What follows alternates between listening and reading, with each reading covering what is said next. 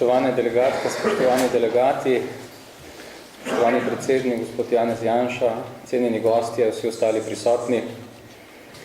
Jaz sem bil zelo vesel tega povabila in sem zelo vesel in počaščen, da sem lahko danes tukaj z vami in vam želim v nadaljevanju uspešno delo na kongresu. Danes naj bi beseda pripadala predvsem vam, zaradi tega mi dovolite samo nekaj uvodnih misli. Naša družba, slovenska družba, ni v krizi samo zaradi tega, ker so se zaostrile ekonomske razmere. V krizo smo prišli predvsem zaradi tega, ker smo nekako počasi dopustili, da so nekateri nam vsilili neke temelje, na katerih ni zgrajen slovenski narod.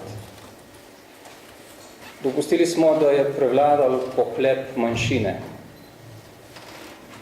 Večina Slovencev, večina državljanov, slovenski narod v celoti se še kako zaveda svojih krščanskih korenin in tudi vrednot, na katerih temelji.